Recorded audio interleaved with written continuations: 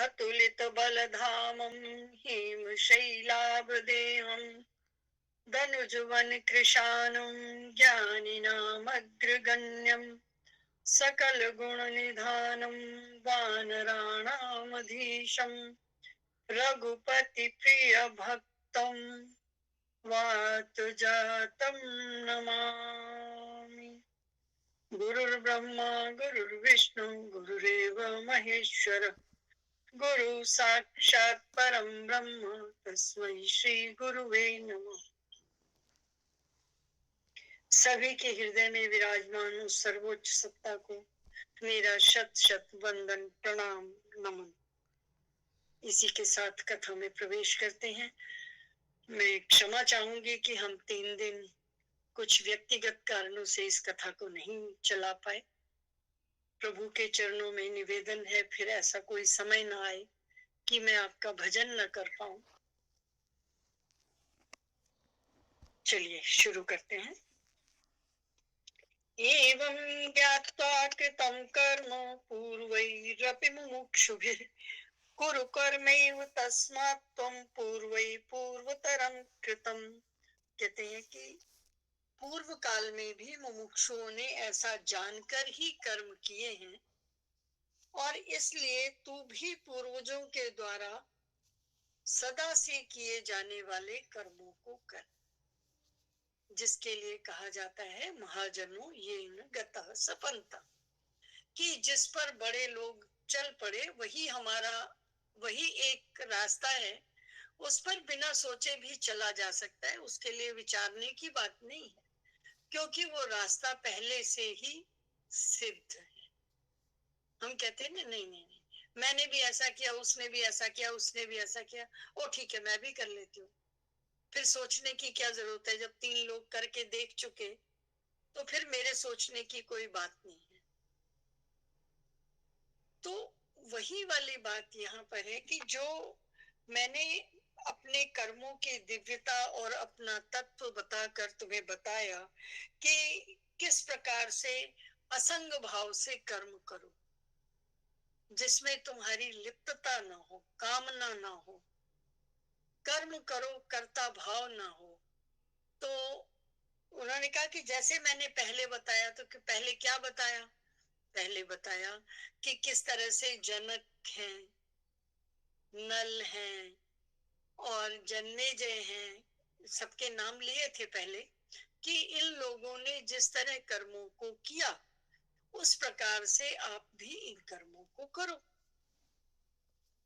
तो उन्होंने कहा कि जैसे पहले से ये मैंने बताए थे लोग, इक्ष्वाकु वंश के और भी जिनके नाम लिए थे, उस तरह से जो अलग अलग लोगों के नाम थे उनके हिसाब से कर्मों को करो, क्योंकि वो उनके सामने दृष्टांत के रूप में मौजूद थे। तो उन्होंने कहा तत्किम कर्म कर्मेति कवयोप्यत्र मोहिता तत्ते कर्म प्रवक्ष्यामि यज् ज्ञात्वा मोक्षसे शुभात्। कि तत्किम कर्म कर्मेति, तो कर्म क्या है, अकर्म क्या है, और इस प्रकार निर्णय करने में तो बुद्धिमान पुरुष भी मोहित हो जाते हैं। तत्ते कर्म प्रवक्ष्यामि, इसलिए मैं तुझे भली भांति कर्म तत्व को बताऊंगा, और जिसको जानकर तू प्रत्येक अशुभ से मोक्ष से, तुम हर अशुभ से मोक्ष प्राप्त कर जाओगे, अर्थात हर अशुभ से तुम्हारा मोक्ष हो जाएगा, तुम्हें कुछ अशुभ छू नहीं पाएगा, और तुम कर्म और प्रकारांतर में क्या होगा कि तुम कर्म के बंधन से मुक्त हो जाओगे। जब तुम्हें ये पता चल जाएगा कि कर्म क्या है, अकर्म क्या है, तो तुम उस बंधन से मुक्त हो जाओगे, तब तुम्हें कर्म करना आ जाएगा। कर्म तुम इस प्रकार करोगे कि तुम्हें वो कर्म जो है वो बंधन नहीं होगा, उसके फिर से फल नहीं बनेंगे। अन्यथा तो हम यहाँ जन्म लेकर आए थे कि अपने कर्मों से मुक्ति पा जाएं, कि हमने जो पुराने कर्म किए हैं, अगर हमें मोक्ष चाहिए तो मानव जन्म चाहिए था कि मानव जन्म में आकर हम अपने कर्मों को अच्छे से करें और पुराने कर्मों को भोग डालें, ताकि हमारा बही खाता जीरो पर आ जाए और हमें मोक्ष प्राप्त हो जाए। लेकिन हुआ क्या कि हमें कर्म करना आया नहीं। कर्म नहीं करना आया तो उसके बंधन बन गए, यानी कुछ कर्म पुराने थे, उनको करने के लिए हम आए थे, नए कर्म भी करने लग गए। उन कर्मों को इस तरीके से नहीं किया कि वो हमारे साथ फिर न जुड़े, तो पता चला एक गठरी खोल के धोने आए थे, दो गठरियां और बना के चल दी और फिर से इसी बंधन में फंस गए। तो उन्होंने कहा कि मैं तुझे अच्छे से कर्म के बारे में बताऊंगा कि कर्म क्या है, अकर्म क्या है।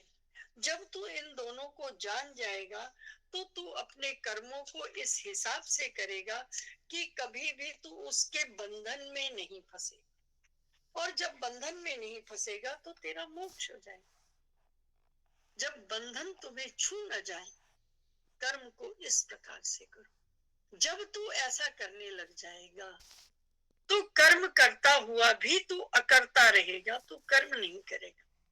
इसके लिए एक बहुत छोटा सा एग्जाम्पल आता है, दे सकते हैं कि जैसे हम लोग दफ्तर में काम करते हैं, जो छोटा स्टाफ है सारा, जब तक बॉस नहीं आता, ओहो क्या गप्पे चल रही होती हैं। कोई कोई कुछ कर रहा है, कोई कुछ कर रहा है, कोई चाय पी रहा है, किसी ने कंप्यूटर खोल दिया, काम नहीं कर रहा है, सारे अपने अपने में मस्त हैं। बॉस आए, मैनेजर आए और आकर उन्होंने सब एक चक्कर लगाया, वॉशरूम तक गए और पता चला कि सारे दफ्तर का एक चक्कर कट गया। उन्होंने किसी से कुछ नहीं कहा, नहीं, बस एक चक्कर लगाया जिससे सबको ये पता चल जाए कि मैं हूं। और मेरे होने के बाद वॉशरूम गए, वापस अपने कमरे में आए, बैठे, 2 घंटी बजाई, अपने चपड़ासी को 2 बार बुलाया। वो घंटी चपड़ासी को बुलाने के लिए नहीं है, वो घंटी सबको बताने के लिए है कि मैं हूं। और जब मैं हूं सबको पता चल गया तो बस सबके पेन भी खुल गए और कंप्यूटर पे काम धड़ाधड़, कीबोर्ड चलने लगा, फाइलें खुल गई, आगे लेटर लिखे जाने लगे, किसी ने टाइप करना था, मतलब जिसका जो काम था करने लग गए। बॉस ने कुछ किया? कुछ नहीं किया। उन्होंने किसी को कुछ कहा? नहीं कहा। उन्होंने कुछ भी नहीं किया, अकर्म था ना, लेकिन कितना काम होने लगे। अगर हम प्रभु की उपस्थिति को जानकर कर्म करने लग जाएं,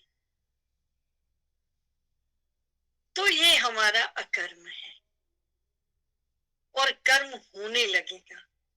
ये अकर्म का कर्म है। कुछ नहीं किया उन्होंने, किसी को कुछ डांटा नहीं, किसी के लिए कुछ कहा नहीं, किसी को बुलाया नहीं, किसी को फाइल नहीं दी, किसी को काम नहीं बताया, लेकिन काम होने लगा। अकर्म में भी कर्म है। एक और इसका एग्जाम्पल ले सकते हैं कि घर में ससुर जी खाना खाने बैठे, बहू ने खाना बनाया, ससुर जी को परोसा गया, सासू माँ बगल में बैठी थी और परोसा बिटिया ने। तो ससुर जी, पिताजी को क्या पता, उन्होंने तो सोचा बहू, बेटी ने खाना दिया, बेटी ने बनाया होगा, तारीफ कर दी, बेटा खाना बहुत अच्छा बना, अरे वाह हमारी बिटिया को खाना बनाना आ गया, ये तो बहुत अच्छी बात है, बेटा बहुत अच्छा खाना बना, आज तुझे इनाम मिलेगा। सासू माँ वहां बैठी थी, कुछ बोली नहीं और उनको लगा कि चलो कोई बात नहीं, बेटी की तारीफ हो रही है, बहू की क्या करानी, छोड़ो। बेटी की तारीफ हो गई, अब खाना खाया गया, काम खत्म हो गया। क्या समझते हो, उन सासू माँ का कोई कर्म नहीं था? क्या उनको कोई दोष नहीं लगा? किया तो उन्होंने कुछ भी नहीं। अकर्म का भी दोष होता है। अकर्म से भी कर्म होता है। उस बॉस ने कुछ भी नहीं कहा और सारा काम स्मूथ चलने लग गया, ये अकर्म का कर्म था। और ये एक जो बिना काम किए दोष ले लिया, अकर्म का दोष भी होता है, अकर्म का दोष भी है, सदोष भी। एक अकर्म से काम शुरू हुआ, दूसरे अकर्म से दोष लग गया। उन्हें बताना चाहिए था कि भाई भोजन बिटिया ने नहीं, बहू ने बनाया है। कहने को तो हम ये कह सकते हैं मैं तो चुप था, मैंने तो कुछ किया ही नहीं। किया कैसे नहीं? बिना किए जो दोष मिला तो बिना मतलब के तो नहीं मिला। जब कर्तव्य कर्म को न किया जाए वो भी एक दोष है। कर्तव्य क्या था कि सही बात जानते थे और तुम्हारा पद भी था, तुम घर के बड़े थे, व्यवस्था चलानी थी आपको, आपने उस व्यवस्था में कुछ नहीं किया, तो कुछ न करना भी दोष का कारण है। अकर्म में कुछ न करके भी जब हम कुछ कर देते हैं या जब कुछ अपने ऊपर बिना मतलब का ओढ़ लेते हैं, तो कहने का भाव क्या है? कर्तव्य कर्म को भगवान का समझकर करना ये अकर्म है। और इसका दोष क्या है? कर्तव्य कर्म को जानते हुए भी न करना। पर इसका अर्थ ये नहीं है कि पड़ोसी के घर में जाके अकर्म को कर्म बनाने चले जाओ, नहीं, उतना भी नहीं। ये गहना कर्मणो गति, ये कर्म की गति बहुत गहन है। फिर वो कहानी याद आती है कि जब उन महात्मा जी ने खाली देखा कि उस वेश्या के पास आज तो 5 ग्राहक आए, कल 4 आए, 3 आए, उनकी उनमें कोई रुचि नहीं है। उस वेश्या में उनकी कोई गणिका में कोई रुचि नहीं है। वो ये कभी भी नहीं चाहे कि मेरे पास गणिका आ जाए या मैं मोहित हो गया या मेरी उसके प्रति कोई आसक्ति है, नहीं, उन्होंने कभी उस गणिका को देखा भी नहीं। लेकिन बस ध्यान चला गया, किया कुछ नहीं। तो क्या हुआ? फिर से जन्म लेना पड़ा कि किसी सत्पुरुष के घर में जन्म लो और उन 15 दिनों के अकर्म को, जो दोष युक्त कर्म था, उसको भुगतो। और गणिका, जो गणिका कर्म करती रही लेकिन ध्यान कहाँ था कि मुझे इन महात्मा से दीक्षा मिल जाए, वो उस सुए को राम राम पढ़ाती रही। मरती दफा भी कहती है, सुए अब तो बोल दे राम राम, मैं तो मरने जा रही हूँ, मुझे सांप ने काट लिया, मैं मरने जा रही हूँ, सुए तो अब तो बोल राम राम। उसका सारा ध्यान जो था, उसका सारा कर्म राम राम हो गया, उसका सारा कर्म दीक्षा में आ गया, और जो उसने गणिका का कर्म किया उस तरफ उसका ख्याल ही नहीं था। तो कर्म होते हुए भी वो कर्म अकर्म हो सकता है, जैसे गणिका ने किया। और अकर्म होते हुए भी वो कर्म हो सकता है जो उन साधु महात्मा का हो गया। उन्होंने कोई कर्म नहीं किया, उनके हृदय में कोई लिप्सा नहीं थी, उनके हृदय में कोई कामना नहीं थी, कोई गलत भाव नहीं था। पर ध्यान ये रहा कि आज वेश्या के पास 5 ग्राहक आए, चप्पल से नापने लग गए, वो चप्पल से गिनने लग गए कि आप चप्पल बदल गई, अब एक चप्पल है, दूसरी चप्पल आ गई, दूसरा ग्राहक आ गया, अब तीसरी आ गई। अपने उन्होंने कर्म में कुछ नहीं किया, उस गणिका के घर घुसे नहीं, उस गणिका के घर का खाया नहीं, उस गणिका का आतिथ्य स्वीकार नहीं किया, उस गणिका को देखा नहीं, मन में कोई कटुता नहीं लाए, लेकिन ध्यान चला गया। उस चित्त वृत्ति के ध्यान से जो वो पथ भ्रष्ट हुए, उस पथ भ्रष्टता के कारण उन्हें फिर से जन्म लेना पड़ा। ये कर्म की गति है। तो कहा गया गहना कर्मणो गति। जो कर्म की गति है वो बहुत गहन है और बहुत मुश्किल है इसको पार पाना। इसको समझने के लिए तो ज्ञानी जन भी बहुत चकरा जाते हैं कि क्या करना है क्या नहीं करना है। इतना सरल नहीं है। लेकिन फिर भी प्रभु के कार्य को प्रभु का समझकर करते चलो। कर्तव्य कर्मों को करो और प्रभु का समझ के, स्वयं के लिए नहीं। उसमें परोपकार की भावना हो, जो करो उसमें प्रसाद की भावना हो, बांटने का भावना हो। और प्रभु के लिए प्रत्येक प्राणी में प्रभु को देखकर जब कर्म किया जाएगा तो वो कर्म भी अकर्म हो जाएगा। गणिका वृत्ति करने से गणिका गणिका नहीं हो गई, उसके वो तो गिने ही नहीं गई। यमराज जी ने उस बात को गिना ही नहीं। उन्होंने ये कहा कि अंत में भी ये आर्तनाद करती हुई राम राम के लिए कह रही थी कि सुए अब तो राम बोल, अब तो मेरा समय आ गया, अब तो मुझे दीक्षा भी नहीं मिली। मुझे तो वो राम राम भी तभी आएगा जब तू राम राम बोलेगा। सुए अब तो बोल। ये गुरु ग्रंथ साहब जी में आता है, हमारे सनातन पुस्तकों में भी आता है, गुरु ग्रंथ साहब में भी ये बात आती है कि अब तो बोल सुए, अब तो राम राम बोल। तो उसका गणिका कर्म समाप्त हो गया, वो कहीं लिखा ही नहीं गया कि उसने कोई ऐसा कार्य किया। ये रहा कि हर समय इसका ध्यान इसी में ही, कर्म वो कोई भी कर रही थी लेकिन उसकी वृत्ति, उसका ध्यान उस राम राम में था कि ये सुआ राम राम बोलेगा तो मुझे दीक्षा मिलेगी, दीक्षा मिलेगी तो ये साधु महात्मा जो इतने भले हैं ये मेरा आतिथ्य स्वीकारेंगे, मैं इनको भोजन कराऊंगी और मेरा उद्धार हो जाएगा, मुझे दीक्षा मिल जाएगी। सुए अब तो बोल। तो गहना कर्मणो गति, जन्म कर्म च में दिव्यम। मेरा जन्म भी दिव्य है, मेरा कर्म भी दिव्य है। कितने कर्म किए प्रभु ने, कभी कर्म से हल हटे नहीं।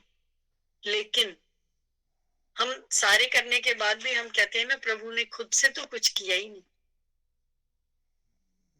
किए ना, सबसे पहले पूतना मारी थी, लेकिन माना जाता है कि उन्होंने कर्म किया नहीं। पूतना आई क्यों, उसने विषपान कराया क्यों? और प्रभु ने, आप ये देखो, छोटेपन से कार्य किए, अंत तक वो कार्य करते रहे, किसी भी कार्य में वो पीछे नहीं हटे। और आप ये पूरी उनकी जीवनी पढ़ो तो क्या है कि उन्होंने खुद से कोई काम नहीं किया, जो किसी ने कहा वो उन्होंने कहलवाया दूसरे से और किया। तो ये जो कर्म है इसको जानना है कि कर्म क्या है, अकर्म क्या है, विकर्म क्या है। अकर्म विकर्म भी बनता है कि आपने कुछ नहीं किया, दोष मिल गया, तो वो कहते हैं कर्मणो ह्यपि बोधव्यम, बोधव्यम च विकर्मणः, अकर्मणश्च बोधव्यम गहना कर्मणो गति। कि कर्म का स्वरूप जानना चाहिए, बहुत अच्छी बात है। अकर्म का स्वरूप भी जानना चाहिए, ये और भी अच्छी बात है। और इसके साथ साथ विकर्म का स्वरूप भी जानना चाहिए, क्योंकि कर्म की गति बहुत गहन है, बहुत गूढ़ है। इतना आसान नहीं है कि ये कह दिया जाए कि ऐसे कर लो ये कर्म हो गया। कहना सरल है कि प्रभु का समझ के प्रभु के लिए प्रभु का कार्य करो। क्या कर पाते हैं? हम जानते हैं, मानते नहीं। और प्रयोग में लाना तो बहुत तीसरी बात है। हम कहते हैं कि फल देना प्रभु के अधिकार में है, हमारा नहीं है, हमें फल की प्राप्त, फल के लिए कुछ नहीं करना चाहिए। क्या हम कर पाते हैं?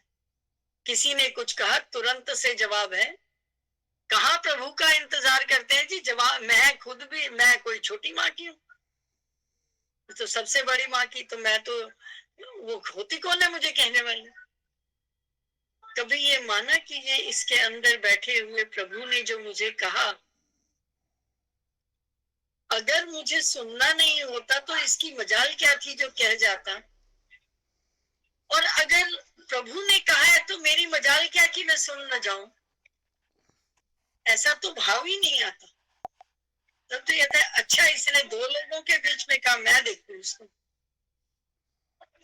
तो वो कहते हैं कि आपको कर्म जानना है, विकर्म जानना है और अकर्म को जानना है। इन तीनों को समझना बहुत जरूरी है, क्योंकि ये शास्त्र विहित कर्मों को, कर्म किसका नाम है? शास्त्र विहित कर्म, या महाजनो येन गतः सपंथा, ये है कर्म। जब ये प्रभु के लिए, समाज के लिए, देश के लिए, परोपकार के लिए है, तो ये है अकर्म। कर्म करते हुए भी वो अकर्म। और जब हमारा कर्म और अकर्म का निर्णय नहीं हो पाता और हम उसको विपरीत दिशा में ले जाते हैं, वो है विकर्म। कि मैं कुछ नहीं कर रही, मैं चुप रही, तो दोष लग गया। वो क्या था? विकर्म था। कर्तव्य कर्म को न करना ही विकर्म है। आपका फर्ज बनता था, आप जानते थे, जब तारीफ हो रही थी कि बिटिया ने खाना बनाया, बहुत अच्छा बना, तुम एक शब्द कहना था कि जी नहीं जी, बहू ने बनाया, ये इनाम बहू को मिलना चाहिए। अकर्म हो जाता।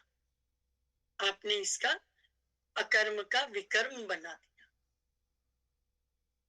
वही बात कर्म हो जाती, अकर्म हो गई थी, विकर्म बन गई।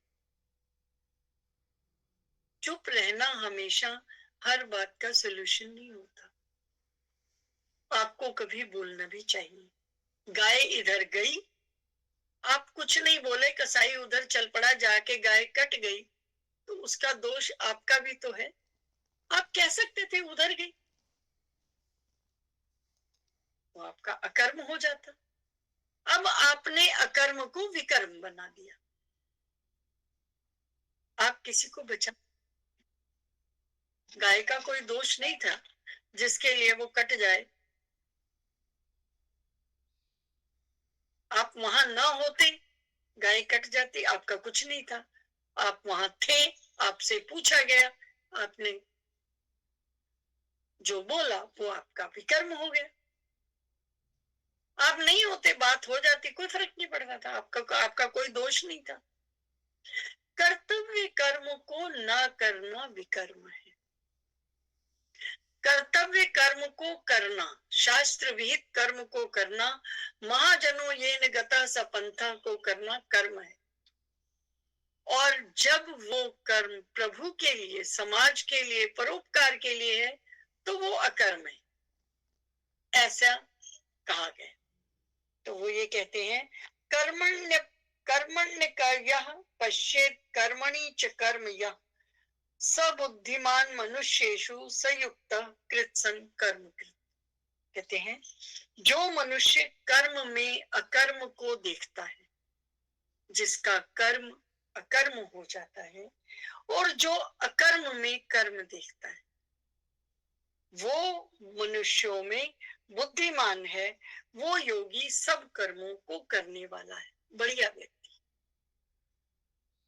यानी सब कर्तव्य कर्मों को वो करता है, लेकिन प्रभु का जानकर, प्रभु के लिए, प्रभु के निमित्त करता है, तो वो जो उसका कर्म है वो भी अकर्म है। बॉस आया, उसने कुछ नहीं कहा, उसका आना मात्र जो है वो सब कर्म का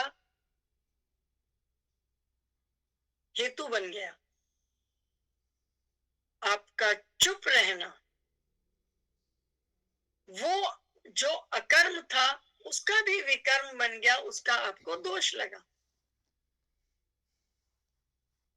इस कर्म की गति को समझो, ये कर्म की गति है।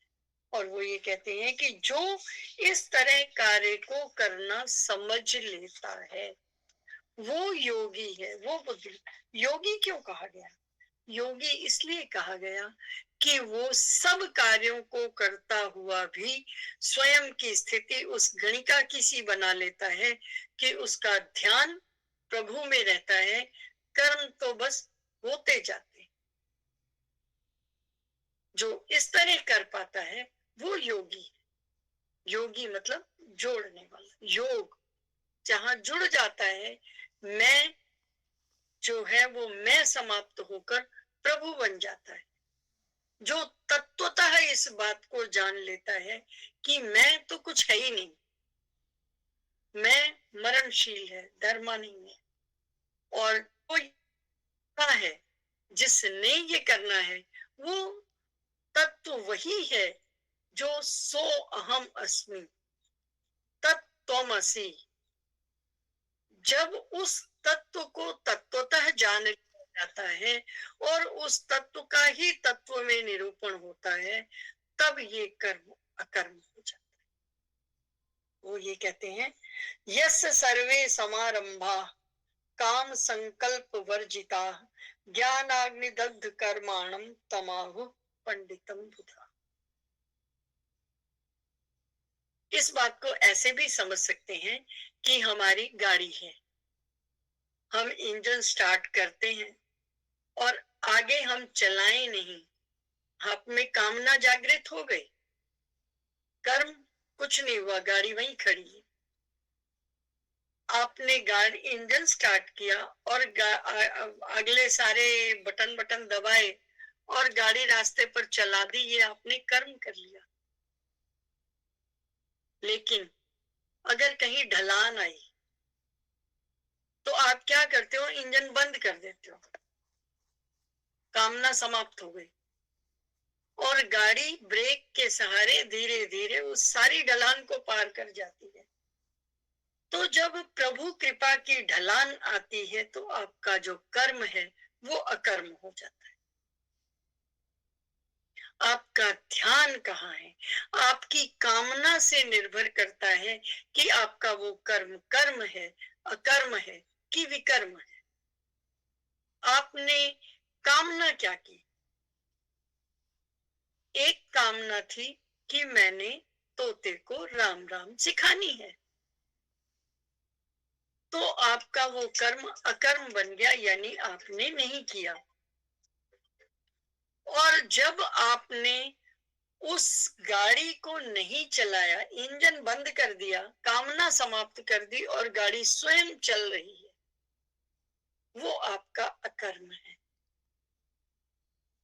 लेकिन यही कर्म विकर्म हो जाता है यदि आप चुप बैठ जाते हो और ये सुन लेते हो कि आज इनाम बेटी को मिलेगा।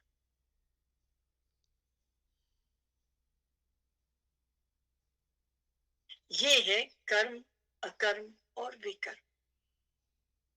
जब कर्तव्य कर्मों को हम प्रभु का समझ कर जब हम कर्तव्य कर्मों को कामना के साथ करते हैं तो वो कर्म है। जब हम कर्तव्य कर्मों को प्रभु का समझकर यज्ञ की भावना से करते हैं, यज्ञ में देने की भावना है, यज्ञ की भावना से करते हैं तो वो अकर्म है। और जब उसमें हम दोष युक्त कार्य करते हुए चुप रह जाते हैं या कुछ उल्टा कार्य कर देते हैं तो वो विकर्म है। वो कहते हैं, यस्य सर्वे समारंभा काम संकल्प वर्जिता, कि जिसके संपूर्ण शास्त्र सम्मत कर्म बिना कामना के या बिना संकल्प के होते हैं। जब आपका इंजन बंद है, ढलान पे गाड़ी जा रही है, प्रभु की कृपा है, जो काम करने हैं वो करते जा रहे हो, ध्यान कहाँ है? प्रभु में, कि ये उनका काम है, प्रभु जी का काम है। सामने वाले में आपको प्रभु जी दिखाई दे रहे हैं, आप उनके लिए खाना बना रहे हो, प्रभु के लिए खाना बना। सामने बैठा हुआ व्यक्ति आपको व्यक्ति नहीं प्रभु जी दिखाई देते हैं, तो वो खाना बनाना भी अकर्म हो जाता है। तो कहते हैं कि जब बिना कामना और संकल्प के शास्त्र सम्मत कार्य आप करते हैं तथा जिसके समस्त कर्म ज्ञान की अग्नि में भस्म हो जाते हैं, जब ये ज्ञान आ जाता है कि सामने वाला व्यक्ति व्यक्ति नहीं भगवान। क्योंकि जब भगवान यहाँ नहीं है तो मैं शव हूं। शव के लिए तो आप कोई काम नहीं करते। तो जब ये भावना आ गई आप में, जब आपका वो जो बीज है आपने भून दिया अग्नि में, तो वो कहीं भी बो दो उसका पौधा निकल नहीं सकता। कितनी खाद डाल लो, कितना अच्छा पानी डाल लो, जी यूरिया ही डाल लो, वो आप अपना टीका लगाते हो वो भी डाल लो, आजकल लगने लग गया है ना, वो उग नहीं सकता। जब तुम अपने कर्मों को ज्ञान की अग्नि में तपाकर तत्वतः कार्य करोगे तो उसके फल हो नहीं सकते। तो कहते हैं कि जब ज्ञान की अग्नि में आप अपने कर्मों को तपा लोगे, भस्म कर दोगे, जैसे बीज को अगर आप गर्म कर लो, भून लो, तो वो किसी भी कितनी भी खाद में, निरी खाद में ही बो दो, तभी भी वो उग नहीं सकता। इसी तरह जब आपका ज्ञान तत्वतः हो जाए और प्रभु के लिए वो कर्म हो, तो वो कर्म कभी बंधन का कारण नहीं हो सकता। कर्म को ऐसा करो कि वो बंधन का कारण ना हो, तो वो अकर्म है। अकर्म मतलब काम किया हुआ भी मैंने नहीं किया। और जब ये भावना आ जाएगी तो उस महापुरुष को पंडित कहा गया, कि उसको वास्तविकता में ये ज्ञान हो गया कि किस तरह हम हर कार्य को प्रभु के निमित्त, प्रभु के लिए, प्रभु का कार्य समझकर कर सकते। वो आपका जो ज्ञान है वो ज्ञान है। और उस तरह कार्य करने वाले को पंडित कहा गया। पंडित जन्म से नहीं कहा गया, जो अभी थोड़ी देर पहले हमारी बात आई थी।